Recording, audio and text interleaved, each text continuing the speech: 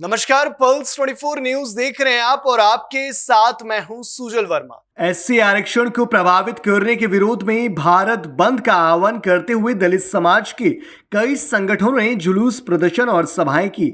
बता दें, इस दौरान पुलिस प्रशासन पूरी तरह मुस्तैद रहा।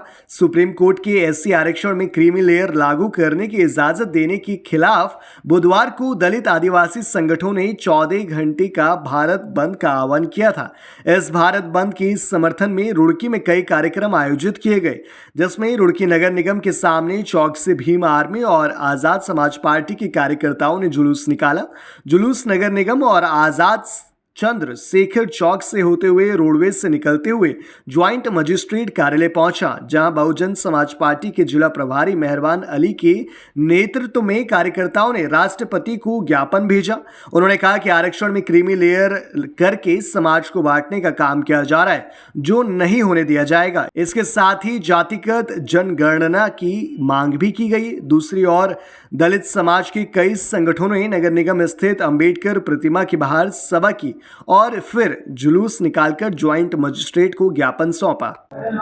एसोसिएशन के शिक्षकों ने और बहुजन समाज पार्टी के कार्यकर्ताओं ने हमें ज्ञापन दिए और इन ज्ञापन में ये मांग की गई है, ये ज्ञापन महामहिम राष्ट्रपति और माननीय प्रधानमंत्री जी भारत सरकार के नाम है। इसमें अभी ऑनरेबल सुप्रीम कोर्ट का जो ऑर्डर है, जिसमें अनुसूचित जाति और जनजाति के रिजर्वेशन में क्रीमी लेयर निर्धारण की जो बात कही गई है, उसके विरोध में एक ज्ञापन थे। और इन लोगों के द्वारा जितने भी संगठन थे, इन संगठनों के द्वारा ये मांग की गई है कि जो आरक्षण की व्यवस्था है वो सामाजिक समानता के आधार पर है, इसलिए उसमें क्रीमी लेयर नहीं होना चाहिए। और इनके द्वारा मांग की गई है कि सरकार इसमें विशेष एक अध्यादेश पारित करे और विशेष कानून लाए और जो आरक्षण की जो व्यवस्था पहले से चल रही आ रही है, SC ST संवर्ग में जो नॉन क्रीमी लेयर की व्यवस्था है, उसी को बरकरार रखा। सर, ये भारतीय संविधान के आर्टिकल 341 में भी है कि SC ST का आरक्षण जातिगत आधार पर है। माननीय सुप्रीम कोर्ट ने इसे क्रिमिनल। देखिए, ये ऑनरेबल सुप्रीम कोर्ट का ऑर्डर है, इसमें मैं कोई कमेंट नहीं कर सकता हूँ। लेकिन इन लोगों की जो मांग है, मांग यही है कि यदि जो आरक्षण की व्यवस्था हुई है वो जातिगत डैमेज कंट्रोल के लिए थी, तो इसमें जो है क्रीमी लेयर की व्यवस्था नहीं होना चाहिए।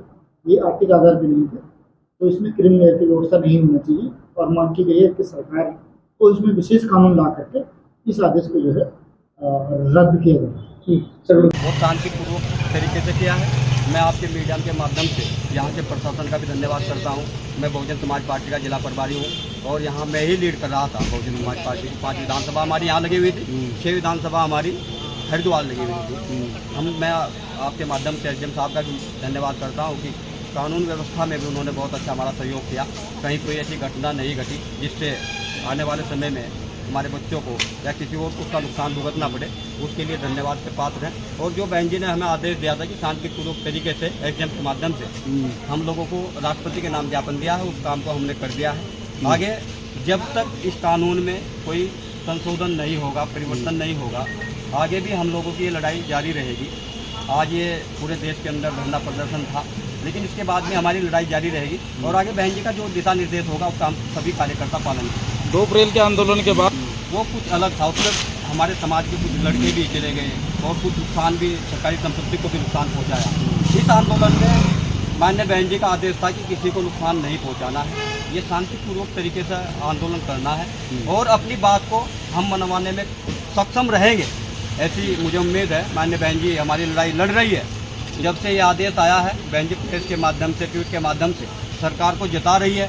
वैसे तो प्रधानमंत्री ने आश्वासन दिया है, लेकिन जो हमारी मांग है कि इसे अनुच्छेद संविधान के 341, 342 में संशोधन करते हुए 9वीं सूची में से डालने का काम करें, जिससे कोई भी सरकार, कोई भी सुप्रीम कोर्ट इसे छेड़ने का काम ना कर सके। देखिए, आज जो SDM ऑफिस के सामने का जो आदेश आया था कि SC ST वर्ग में वर्गीकरण कर दिया जाए, जो उन्होंने राज्य सरकार को सौंपा, हमें वर्गीकरण से कोई दिक्कत नहीं। लेकिन हम तो ये कह रहे हैं जो वर्गीकरण करना है वो 100% में करें ना। जितना ओबीसी का बैठता है 60-62% उन्हें दे दे, जिनका जितना SC/ST का बैठता है वो जितना परसेंट बैठता है उन्हें दे दीजिए। जनसंख्या के आधार पर उसको भी 2% में करे वर्गीकरण।